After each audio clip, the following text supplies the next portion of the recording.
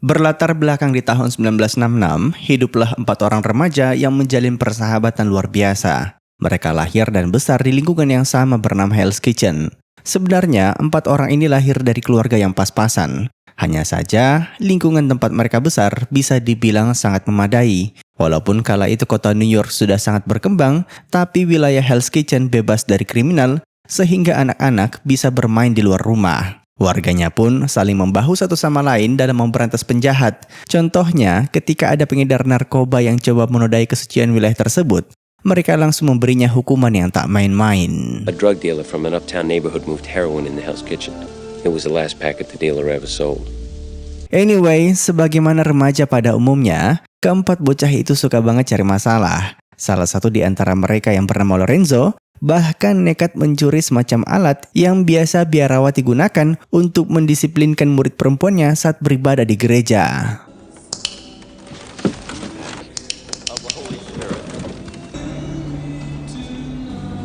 Tak sampai sana, dia dan sahabatnya John juga pernah masuk ke bilik pengakuan dosa dan berpura-pura sebagai pastor demi mendengarkan curhatan seorang tetangga yang hamil akibat selingkuh. What are you going to do? I just don't know what I'm gonna do. Kenakalan mereka itu mengundang perhatian seorang pendeta bernama Bobby. Namun bukannya marah, beliau malah coba mengajak anak-anak itu agar mau berteman dengannya. Akhirnya mereka pun jadi sering main basket bersama dan sebagainya. Di sela-sela aktivitas tersebut, barulah Pak Pendeta menyampaikan nasihatnya.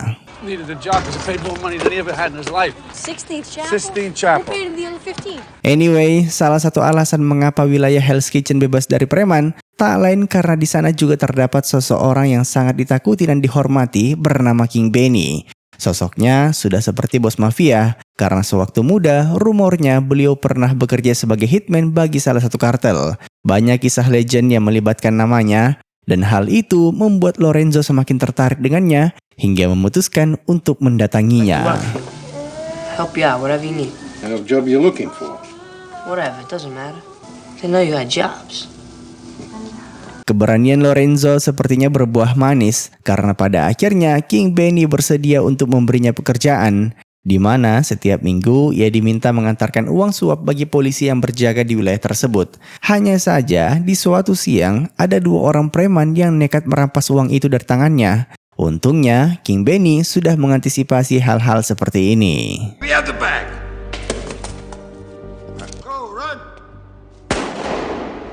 Supaya kejadian tadi tak kembali terulang, Lorenzo pun menyarankan agar King Benny juga merekrut teman-temannya. Jika berjalan ramai-ramai, tak seorang pun yang akan menduga kalau mereka sedang bertugas sebagai kurir. Saran itu langsung diterima, dan kini masing-masing dari mereka mengantongi upah $25 per minggu. Singkat cerita, setahun kemudian kembali terjadi sebuah insiden. Kali ini, John dilarikan ke rumah sakit akibat dianiaya oleh ayahnya sendiri. Kasus kekerasan terhadap anak kala itu masih dianggap sebagai hal yang wajar. Apalagi orang tua mereka kebanyakan adalah veteran perang yang mentalnya masih tidak stabil selepas Perang Dunia II. Satu-satunya orang yang coba membela mereka kala itu hanyalah Pastor Bobby. Bahkan ia tak segan untuk mendatangi ayah John dan memperingatkan agar jangan mengulangi kesalahan yang sama. And you won't need a doctor when I'm done. You'll need a priest. Beberapa bulan kemudian, lebih tepatnya pada saat libur musim panas, Lorenzo dan ketiga sahabatnya terlihat sedang bersantai di atap gedung. Namun perhatian mereka tiba-tiba teralihkan ketika seorang pedagang kaki lima lewat di seberang jalan. Keempat bocah ini ternyata punya cara agar bisa makan gratis. Jadi salah satu dari mereka rencananya akan bertugas sebagai pengalih perhatian, sedangkan sisanya akan mencuri gerobak dari pedagang tersebut. Armand Shoe Repair. The vendor gave chase.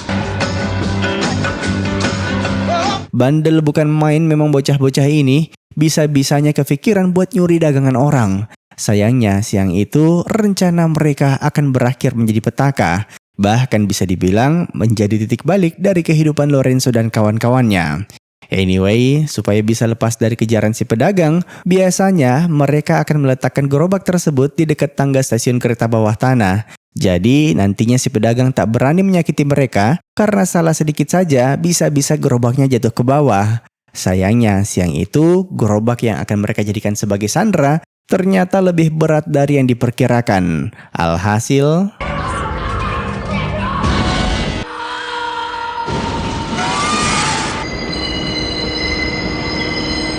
siapa yang menyangka keusilan tersebut memakan korban?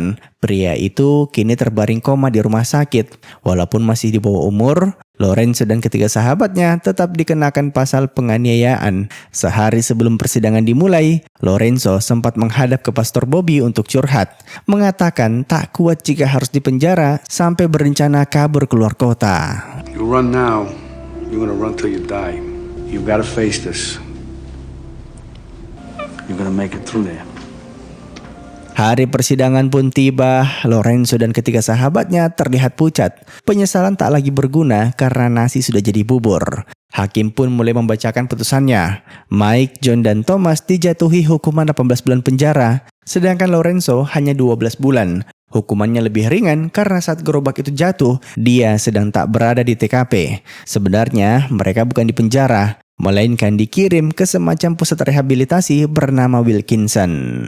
No less than 1 year to the Wilkinson Home for Boys. Only time will serve to prove me wrong. Pastor Bobby ikut mengantarkan mereka hingga ke bus tahanan. Sebelum berpisah, Lorenzo sempat meminta tolong padanya agar memastikan rumah tangga orang tuanya baik-baik saja. Soalnya beberapa bulan terakhir, ibunya selalu mengalami KDRT. My mother and father look like they were ready to kill each other. Be strong.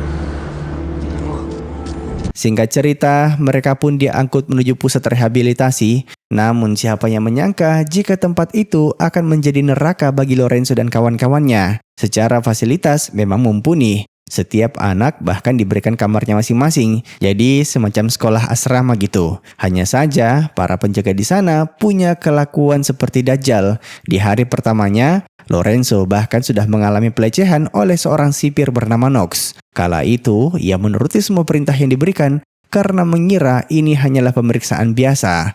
Padahal, Toss your clothes on the floor. Here? In front of you?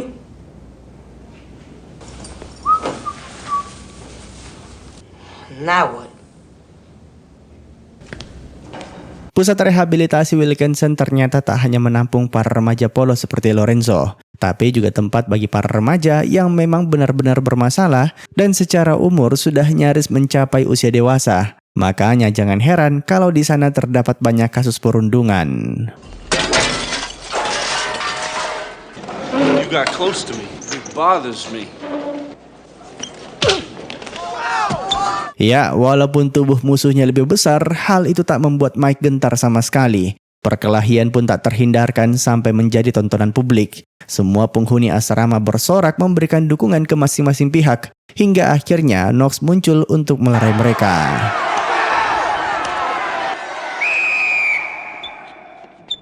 Everybody go on back and finish your lunches.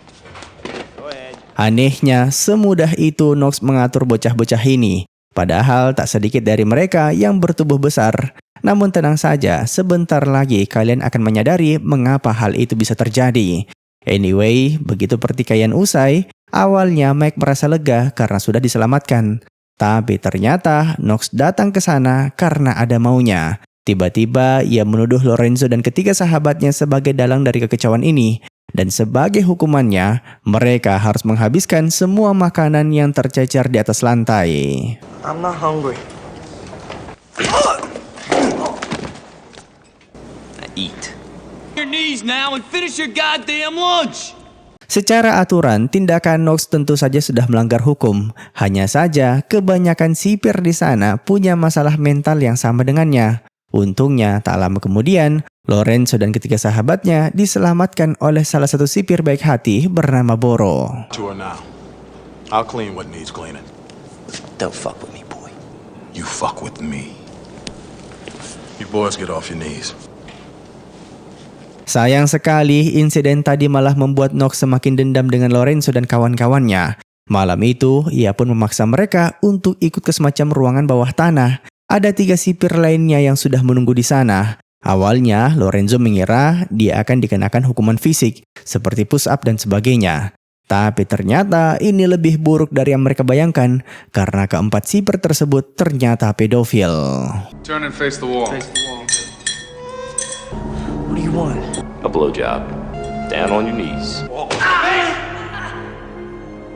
Semenjak itu, tak satupun dari mereka yang bisa hidup normal. Kacaunya lagi, Lorenzo dan kawan-kawannya lahir dari keluarga yang penuh dengan kekerasan, sehingga tak punya sikap terbuka ke kedua orang tuanya. Satu-satunya orang dewasa yang memahami mereka hanyalah Pastor Bobby.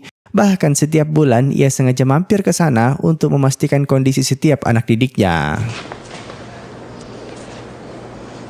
So, is there anything you want to tell me?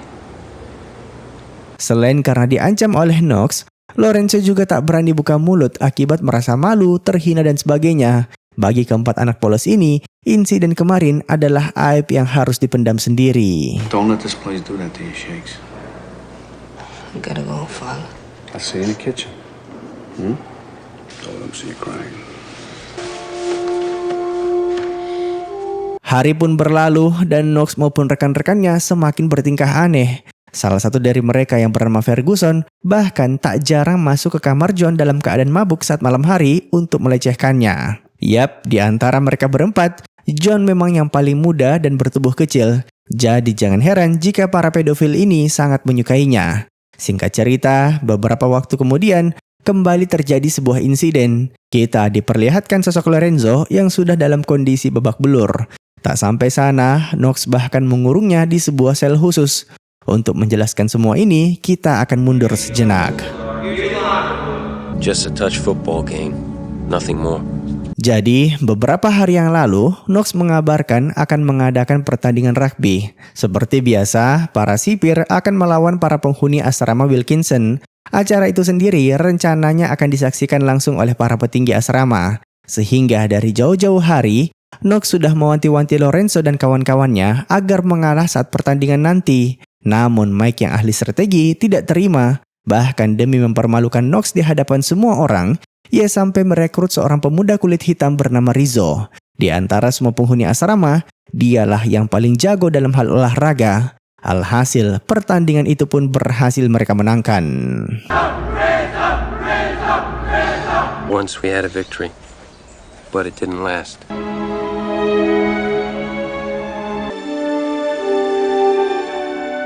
Akibat hal sepele itulah mereka semua diperlakukan seperti ini. Bahkan yang paling membagongkan, beberapa hari kemudian Rizzo ditemukan sudah dalam kondisi tak bernyawa di selnya. Bilangnya sih matinya akibat pneumonia. Padahal ini pasti ulah Knox dan anggotanya. They killed him. Rizzo was dead because of us. Tak terasa 12 bulan berlalu. Besok, jika semua berjalan lancar, Lorenzo akhirnya dinyatakan bebas. Namun malam sebelum itu terjadi, Knox tiba-tiba mengetuk pintu kamarnya dan kembali memaksanya agar ikut ke ruangan bawah tanah. Bilangnya sih ingin mengucapkan salam perpisahan. Padahal, A part of all of us was left there that night. It's night at the Wilkinson Home for Boys. film tiba-tiba loncat ke 13 tahun kemudian. Terlihat dua orang pemuda sedang memasuki sebuah bar. Mereka bukan orang sembarangan karena berdasarkan narasi yang ada, keduanya sering melakukan tindak kriminal, mulai dari perampokan sampai dengan pembunuhan. Nah, ketika salah satunya akan ke WC belakang, tiba-tiba ia tak sengaja berpapasan dengan seseorang yang pernah menyakitinya di masa lalu. Dan orang itu tak lain adalah Knox. Can I help you with something, Chief?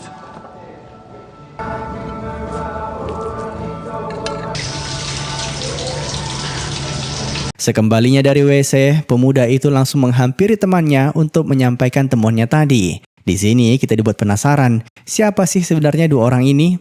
Tapi tenang saja, karena tak lama kemudian mereka menghampiri meja Knox untuk memperkenalkan dirinya. Ternyata mereka adalah John dan Thomas.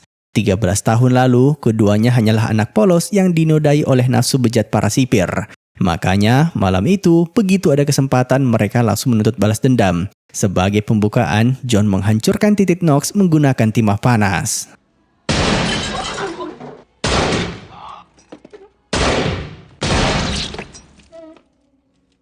Setelah puas balas dendam, kedua pemuda itu pun keluar dari sana dengan santainya, menandakan mereka memang sudah terbiasa melakukan pembunuhan. Tapi tentu saja tak butuh waktu lama bagi polisi untuk menemukannya. Ketika mendekam di rumah tahanan, seorang jurnalis datang berkunjung untuk menanyakan apa motif dari pembunuhan kemarin. Dan kalian mungkin tak menyangka jika pria ini adalah Lorenzo. One down, Shakes. On what? Noakes. Tak lama kemudian, kita juga diperlihatkan sosok Mike yang sudah tumbuh dewasa dan kini bekerja sebagai jaksa wilayah. Uniknya, dialah yang akan menangani kasus pembunuhan John dan Thomas. Tapi bukan secara kebetulan, melainkan sengaja diambil karena ini merupakan momen yang sudah dinantikannya sejak lama. Bahkan bisa dibilang, alasan utama Mike masuk ke dunia hukum tak lain karena ingin balas dendam. I had a plan, but here it is. Revenge. Sweet lasting revenge. It's our time. Beberapa tahun terakhir, Mike coba mencari tahu bagaimana nasib keempat sipir yang telah melecehkan mereka. Ternyata ada yang sudah jadi polisi, ada juga yang terjerat judi, dan yang paling membuatnya kesal, ada satu yang katanya sudah tobat dan aktif ngasih ceramah di gereja, bahkan mendapatkan posisi bagus di pemerintahan. Adam Styler, plainclothes cop, works narcotics, and Henry Addison. Now works for the mayor, if you can fucking believe. Sure you wanna go this way? Still sleep with the light on? Semua yang terjadi di persidangan nanti rencananya akan mereka manipulasi, tapi harus tanpa sepengetahuan John dan Thomas. Tujuannya biar kelihatan natural. Jauh sebelum hari persidangan, Mike sudah menyusun segalanya, termasuk mengarahkan pengacara manakah yang kira-kira mereka bisa ajak kerjasama. Dalam hal ini, Lorenzo bertugas sebagai perantara untuk mengeksekusi semua rencana tersebut. Salah satunya, ia diminta membujuk King Benny agar menggunakan kekuasaannya dan mengancam para saksi supaya tutup mulut. Kebetulan lokasi pembunuhan kemarin masih masuk wilayah Hell's Kitchen. The underground word, the only one that mattered. Sekedar info, pengacara yang mereka tunjuk untuk membela Thomas dan John bernama Dennis Snyder. Setahun terakhir, tak satupun kasus yang berhasil dia menangkan, dan semua itu akibat kecanduannya pada alkohol. Tapi karena alasan itu jugalah Mike memilihnya. Sosoknya yang sering melanggar hukum sepertinya bisa diajak kerjasama. What do you need me to do? Gonna be given the answers and the question. Just don't drift, don't drink, don't lose. Nah, masalahnya sejak kemarin, Lorenzo ini khawatir jika Thomas dan John mengamuk di persidangan nanti, begitu tahu jaksa yang menuntutnya adalah sahabatnya sendiri, aka Mike. Makanya untuk memastikan mereka tak bertindak di luar nalar, apalagi sampai minta ganti jaksa, ia terpaksa mendatangi kekasih John yang bernama Carol dan coba menjelaskan rencana yang sedang mereka susun. Harapannya sih wanita ini bisa menenangkan pacarnya saat di persidangan nanti. Sekedar info, Carol lahir dan besar di lingkungan Hell's Kitchen. Jadi jangan heran kalau Lorenzo cukup akrab dengannya. Yeah, once a week for And the more he thinks this thing's hopeless, the better it might work. Beberapa hari kemudian, King Benny menyampaikan sudah berhasil membujuk 2 dari 4 saksi agar mengundurkan diri dari persidangan. Masalahnya, 2 orang yang tersisa bukan warga lokal, jadi agak susah untuk membujuknya. By the way, salah satu alasan mengapa King Benny sepakat bekerja sama, tak lain karena John dan Thomas merupakan kaki tangannya. Di lain sisi, ia juga masih merasa berhutang budi ke Lorenzo yang sejak kecil sudah cukup akrab dengannya. I was always sorry I couldn't do more for you. Present you evidence and offer into account. Anyway, tujuan utama dari semua rencana ini tak sekedar balas dendam, tapi juga bagaimana caranya agar mereka bisa membebaskan John dan Thomas dari segala tuduhan. Maka dari itu, Mike memerintahkan Lorenzo supaya mencari seorang saksi yang kira-kira bisa membuat alibi baru. Seakan-akan malam saat pembunuhan terjadi, mereka berdua sedang berada di tempat yang berbeda. Nah, saksi yang Lorenzo cari ini tidak boleh sembarangan, harus orang terpandang. Jadi bisa cukup kuat untuk meyakinkan hakim jika Thomas dan John bukan pelakunya. Maka dari itu, keesokan malamnya ditemani Carol, ia pun menghadap ke Pastor Bobby. It's a good plan. Michael's got it all covered. So what is it? Where do you come up short? Kocak bukan? Bagaimana coba caranya mereka meyakinkan seorang pastor untuk berbohong di pengadilan yang jelas-jelas tak hanya melanggar hukum, tapi juga melanggar agama. Karena setiap saksi akan disumpah menggunakan kitab suci. Supaya hal itu bisa terwujud, suka tidak suka, Lorenzo harus menceritakan insiden 13 tahun lalu ke sang pastor. He was going to be involved. He deserved to know what he was getting into. The torture, the beatings, and the rapes. I told him everything. sekalipun perkataan Lorenzo benar, memberikan kesaksian palsu tetap saja merupakan sebuah dosa besar. Makanya Pastor Bobby belum bisa memberikan jawaban dari permintaannya. Anyway, 2 orang saksi yang tersisa kemarin akhirnya dihadirkan di persidangan. Sebagai jaksa, tentu saja Mike tetap harus berpura-pura ingin memenjarakan kedua sahabatnya. Maka dari itu, ia pun mulai memastikan apakah para saksi benar-benar melihat wajah dari pelaku pembunuhan Knox. Tapi di balik setiap pertanyaan yang diajukan, dia juga sudah menyiapkan celahnya agar pengacara John dan Thomas bisa menghancurkan testimoni tadi. Pada intinya, mereka ingin membuat para juri percaya bahwa saksi ini tak benar-benar melihat wajah pembunuh Knox karena saat itu dalam kondisi mabuk. Mike memilih alasan tersebut karena kebetulan sekali orang ini memang punya masalah dengan alkohol. Yang lucu, di sini Dennis Snyder terlihat sangat jenius. Padahal semua pertanyaan yang dia ajukan tak lebih dari hasil membaca naskah yang Mike sudah siapkan untuknya dari jauh-jauh hari. Tell me, then at dinner did you look at their faces? Did you really? I glanced at them when they walked by, but I did see them. You glanced at them. Maybe had too much to drink. Sejalan dengan hal tersebut, mereka juga mulai mengeksekusi satu persatu para sipir yang pernah melecehkannya. Dimulai dari sosok Adam Styler, yang saat ini aktif di kepolisian. Kala itu, Lorenzo terlihat menemui salah satu petinggi propam untuk menyerahkan sejumlah barang bukti. Dari situlah terungkap bahwa Styler adalah polisi korup yang sering menerima uang suap dari bandar narkoba. Berkat koneksi King Benny, mereka berhasil mengumpulkan semua bukti yang dibutuhkan untuk menjebloskannya ke dalam penjara. Benz was found in an alley in Jackson Heights. This is the gun that killed him. The prints on the gun belonged to Adam Styler. Did you ever think of becoming a cop? Sesekali, Lorenzo juga datang ke gereja untuk menemui Pastor Bobby. Terakhir kali mereka bertemu sudah seminggu yang lalu, dan sampai saat ini ia belum memberikan kepastian.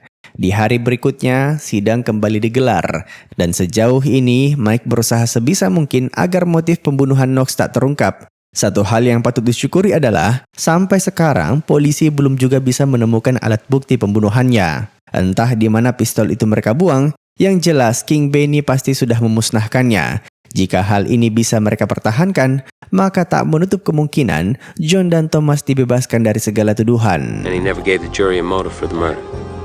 If the plan worked, it would be everyone's success. Di sela-sela kesibukan tersebut, diam-diam Carol mengajak Mike untuk bertemu. Jadi gini guys, sebelum pacaran sama John, sejak remaja, Carol sudah menjalin kasih dengan Mike. Bahkan ia setia menunggunya hingga pulang dari pusat rehabilitas Wilkinson. Hanya saja, selepas itu, sikap Mike berubah. Yang dulunya seorang playboy, jadi pendiam bahkan tak berani menyentuh lawan jenisnya. Setelah mendengarkan pengakuan Lorenzo kemarin, barulah ia memahami mengapa Mike bersikap demikian. If you could have talked.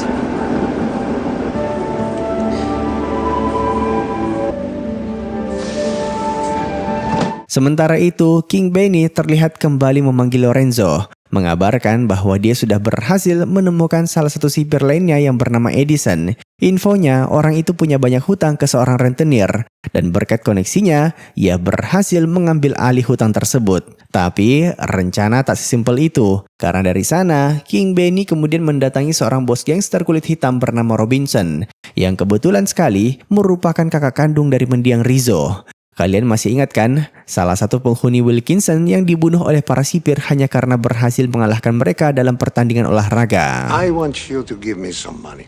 Somebody else's. Simpelnya, King Benny ingin mengalihkan hutang Edison ke Robinson. Dengan begitu, si bos gangster ini berkesempatan untuk bertemu langsung dengan pembunuh adiknya. He owes you something more than money. He's the man that killed your brother. He died of pneumonia. They said. Keesokan harinya, Mike menghadap ke hakim, minta diizinkan mengundang seorang saksi yang kebetulan teman baik dari mendiang Knox. Entah kalian sudah lupa atau masih ingat sama orang ini. Cuman Mimin ingatkan kembali, namanya adalah Ferguson. Dan dialah dulu sipir yang sering masuk ke kamar John dalam keadaan mabuk lalu memperkosanya. Namun, sekarang penampilannya berubah drastis karena infonya sudah bertaubat. Good morning, Miss Ferguson. Good morning. You and the victim, Sean Knox, were such good friends. How long did you know each other? 17, 18 years. Sosok Ferguson dihadirkan di persidangan dengan dalih jaksa ingin meyakinkan para juri kalau korban pembunuhan ini adalah orang baik-baik. Nah, karena statusnya adalah saksi, pengacara terdakwa juga berkesempatan untuk mengajukan beberapa pertanyaan padanya. Dan inilah tujuan utama mereka, di mana perlahan tapi pasti, Danny mulai mengungkit dosa Knox sewaktu bekerja di Wilkinson. Di bawah kekuasaan hakim, Ferguson wajib menjawab semua pertanyaan itu dengan jujur. Yes, I heard that there was. I'm not asking what you heard. Please face the boys like that. On Knox to be in a room alone with your son. Ferguson benar-benar menyesali dosanya sampai tak kuasa meneteskan air mata ketika mengenang kembali kelakuannya di masa lalu. Kesaksian itu seketika mengubah persepsi juri tentang sosok Knox. Yang tadinya ibah malah jadi merasa jijik. Bahkan tak sedikit dari mereka yang merasa pantas memang jika orang itu dibunuh. With you and Mr. Knox. Yes.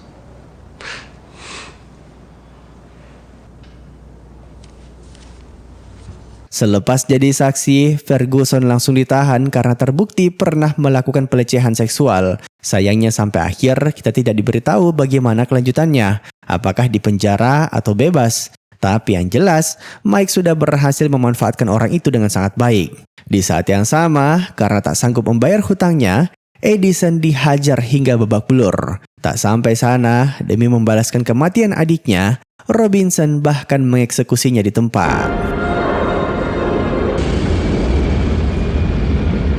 Sedangkan mantan sipir yang terakhir bernama Adam Styler terlihat sudah berhasil ditangkap oleh propam karena terbukti melakukan korupsi dan pembunuhan. Dengan begitu, balas dendam Lorenzo dan kawan-kawannya telah berakhir. Kini mereka hanya harus memastikan agar John dan Thomas bebas dari segala tuduhan. Dan kunci dari kebebasan itu berada di tangan Pastor Bobby.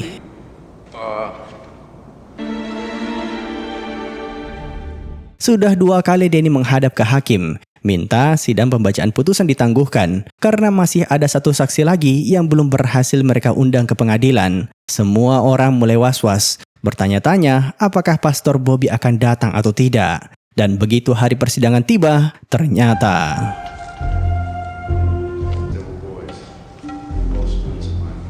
sebelum memberikan kesaksiannya, Pastor Bobby disumpah menggunakan kitab suci. Tentu saja batinnya bergejolak karena sadar tindakannya ini merupakan dosa besar. Di lain sisi, mungkin kalian bertanya-tanya, apa yang kira-kira akan dia sampaikan di pengadilan? Dan bagaimana jika kebohongannya sampai terbongkar? Tenang saja, semua ini telah direncanakan dengan sangat matang. Seminggu sebelumnya, mereka sudah menitipkan surat untuk Pastor Bobby, berisikan narasi yang harus dia sampaikan selama di persidangan. Pada intinya, malam saat pembunuhan terjadi, John dan Thomas sedang berada di stadion, menonton pertandingan basket bersama dengannya. Marcano with the basketball game? Yes, I was. Did you buy the tickets for the game, Father? Were they given to you? No, I bought them. You and the 2 defendants were at the game on the night of the murder. I always keep the stubs. Sebenarnya cerita yang mereka karang ini terdengar sangat simpel. Seandainya narasi itu disampaikan oleh orang lain, mungkin saja para juri akan ragu. Dan itulah alasan mengapa saksinya harus Pastor Bobby. I'm telling you as a witness and as a priest. Question your word before today? No, no one ever has. I have no further questions. Thank you, Father. Sejujurnya, Lorenzo dan Mike merasa bersalah karena harus melibatkan Pastor Bobby dalam balas dendam kali ini.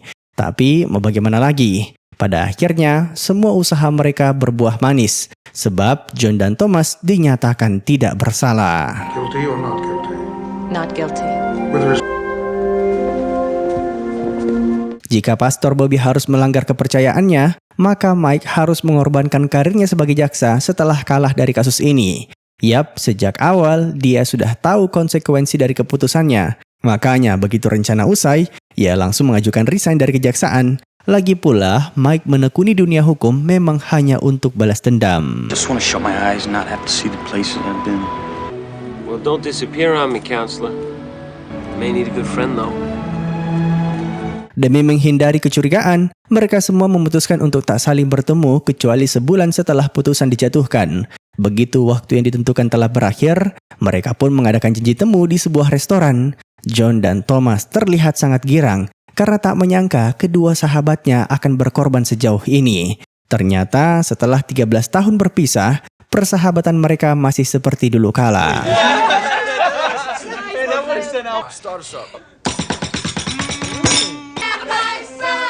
Mereka menghabiskan malam di sana, berbagi cerita, tawa dan nyanyian. Semuanya terlihat gembira, seakan-akan beban di masa lalu telah usai. Sayangnya kebahagiaan itu tak berlangsung lama. Bahkan bisa dibilang ini adalah momen terakhir mereka. Karena 3 tahun kemudian, John dan Thomas ditemukan tewas di apartemennya. Infonya sih akibat perang antar geng. Sedangkan Mike memilih untuk pergi ke sebuah desa terpencil, beralih profesi menjadi tukang kayu, dan sampai akhir hidupnya ia berstatus sebagai lajang. Sepertinya balas dendam tak bisa menghapuskan trauma di masa lalu. Masing-masing dari mereka jadi kehilangan arah setelah keluar dari penjara Wilkinson. Yang lebih mengerikan lagi, ternyata ini berdasarkan kisah nyata. Hanya saja, sampai akhir pemerintah Amerika tak mau mengakui kalau pernah terjadi pencabulan di pusat rehabilitasi yang dimaksud. Lagi pula, kisah ini disampaikan ketika Lorenzo sudah cukup tua, dan semua buktinya telah musnah dimakan waktu. Terima kasih telah menonton, sampai jumpa di film selanjutnya. Jangan lupa komen, like, dan subscribe.